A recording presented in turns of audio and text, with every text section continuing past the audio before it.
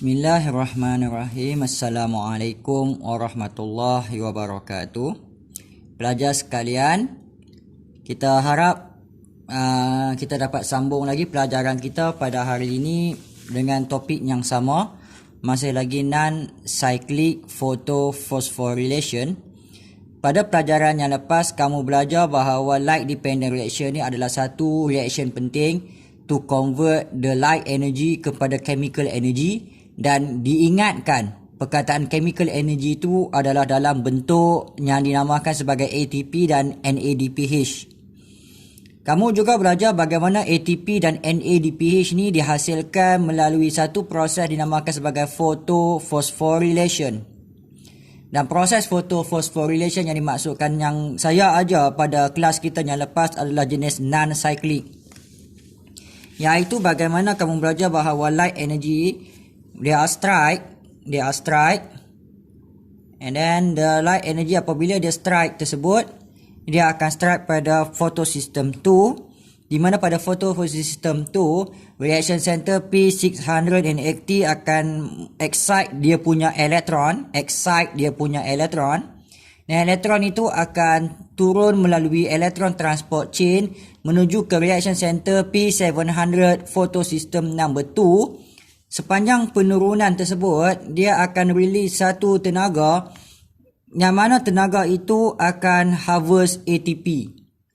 Saya ulang sekali lagi. Tenaga yang kita bincangkan ni adalah exergonic fall. Dengar perkataan exergonic, pernah dengar kan masa kita belajar enzim? Iaitu daripada level yang tinggi, ini level yang tinggi, turun ke level yang rendah. Apabila elektron itu turun daripada level tinggi ke level rendah, dia akan bebaskan tenaga. Dan tenaga itulah yang akan digunakan untuk sintesis tenaga lain dalam bentuk ATP. Dan dia berlaku dalam satu proses dinamakan chemiosmosis. So ini pelajaran kita yang lepas berhenti sampai dekat sini, iaitu nombor 8. Sampai sini ya. Baik, kita sambung pelajaran kita pada hari ini. Masih lagi dengan perkataan non-cyclic photophosphorylation.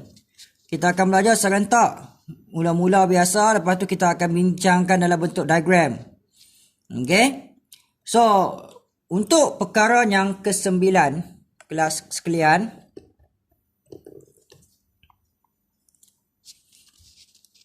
light energy is transfer. Light energy is transfer via antena pigment molecule. Okay, light energy transfer melalui antena pigment molecule of the photosystem 1 reaction center P700. Light energy transfer via antena pigment molecule pergi ke mana? To the photosystem 1 reaction center P700.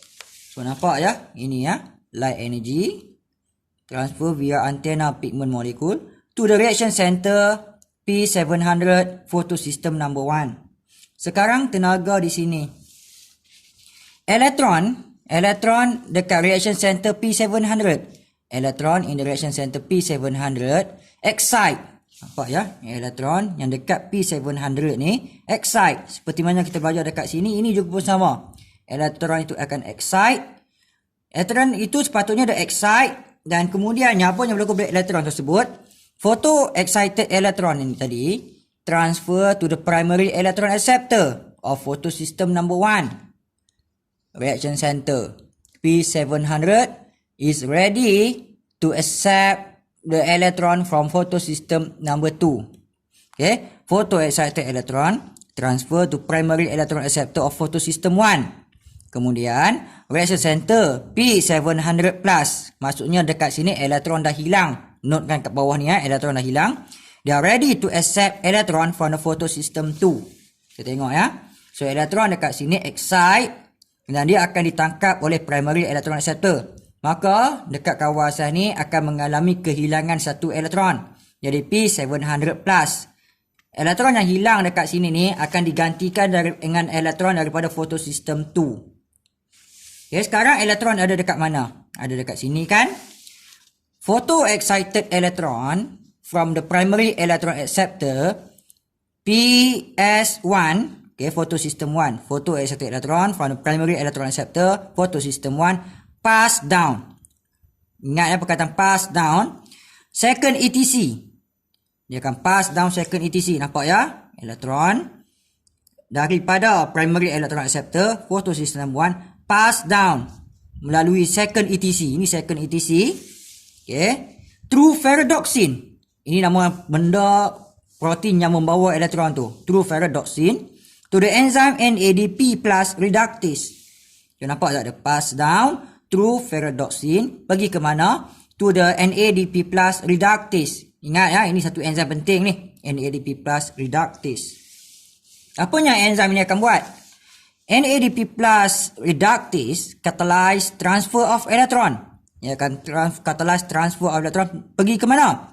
From ferredoxin to the NADP plus. Highlight perkataan NADP plus.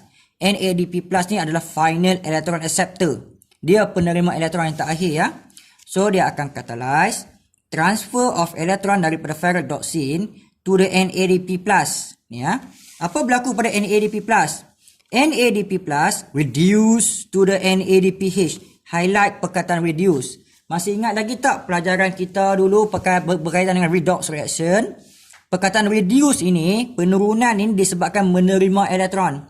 So NADP plus menerima elektron. So dia akan reduce kepada NADPH. So selesailah NADPH. So highlight NADPH. Masih ingat lagi tak yang ini ni? Yang ni saya nak kamu highlight ATP. Highlight ATP dengan satu color yang sama dengan kamu highlight NADPH. So ATP dihasilkan melalui ini, elektron transport chain ni, dan NADPH terhasil melalui keadaan di sini. Mari kita cuba hurai the whole process dengan menggunakan gambar ni ya. Tanpa kita tengok sikit pun nota yang kita dah buat.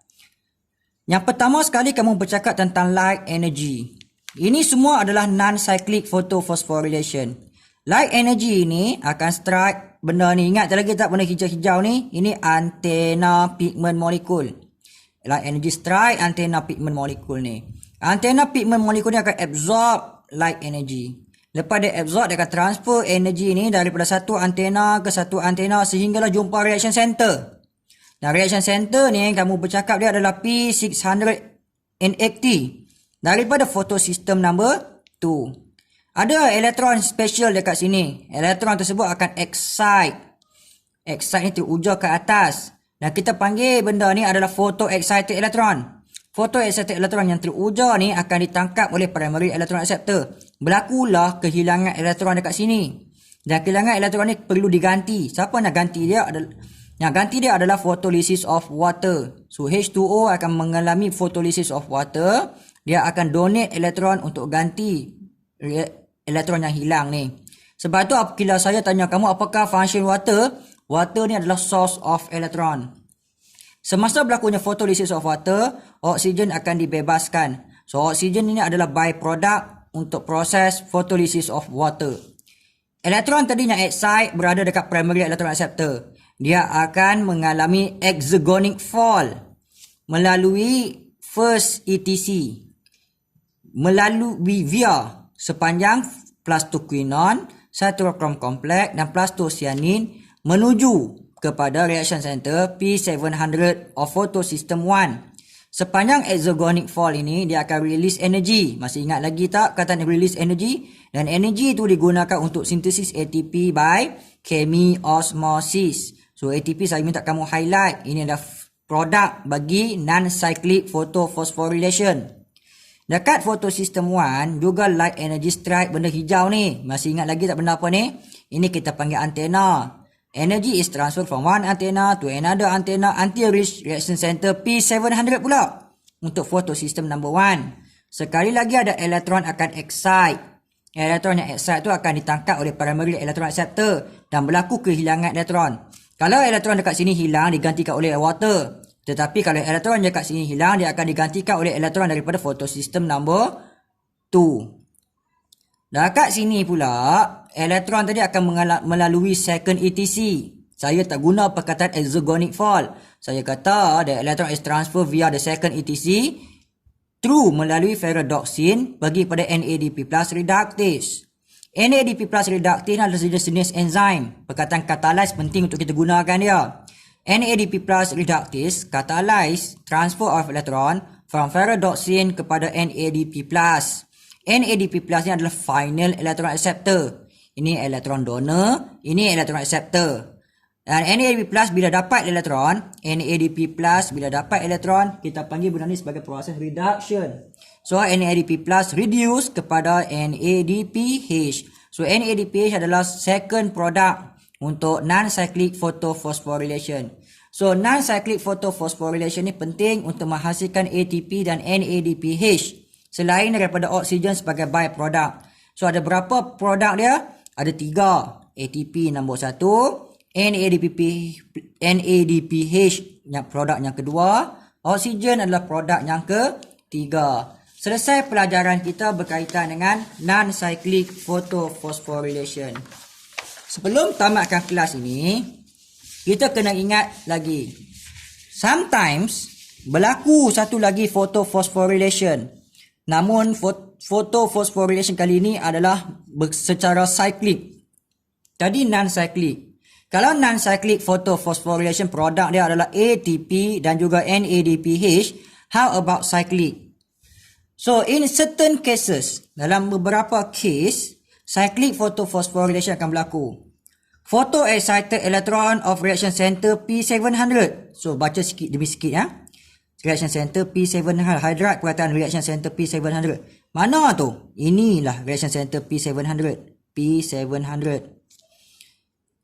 Dia akan melalui alternative path. Takes alternative path. Dia naik atas, dia akan mengalami alternative path. Apa yang saya katakan sebagai alternative path ni? Baik. The electron from primary electron acceptor. Photosystem 1. The electron from primary electron acceptor. Photosystem 1. Ni, primary electron acceptor.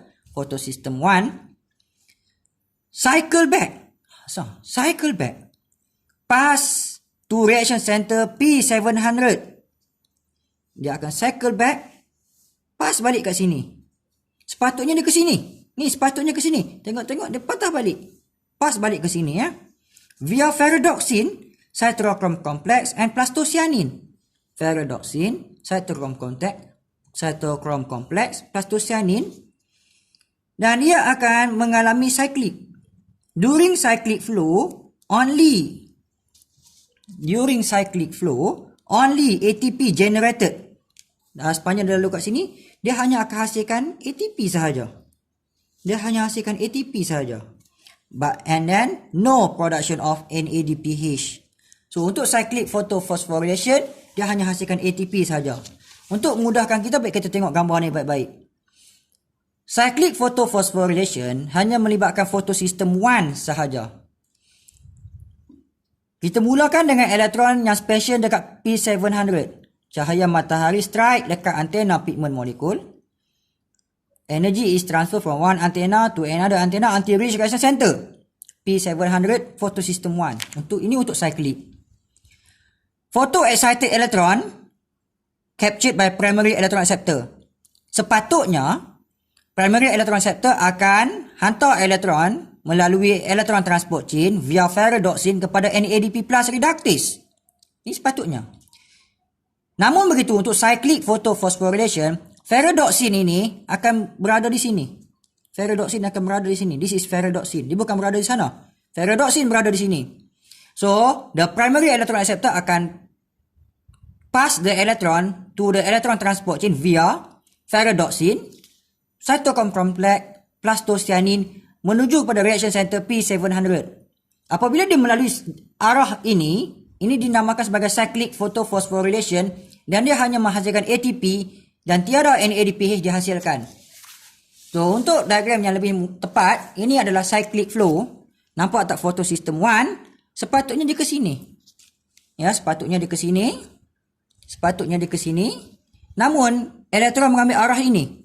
Ferredoxin akan bawa ke sini. Dan menuju balik ke sini, naik ke atas, menuju balik ke sini, dan dia hanya menghasilkan ATP. So ATP dihasilkan lebih banyak berbanding dengan NADPH sekiranya cyclic and non-cyclic photophosphorylation mengambil tempat berkala dalam satu-satu tumbuhan. So baik, itu saja pelajaran kita berkaitan dengan non-cyclic photophosphorylation. Semuanya untuk non-cyclic photophosphorylation ada 14 poin. So harapnya kamu dapat faham baik-baik, baca perlahan-lahan dan kamu bandingkan dengan cyclic photophosphorylation. So that's all about our lesson today. See you on the next part. Bye.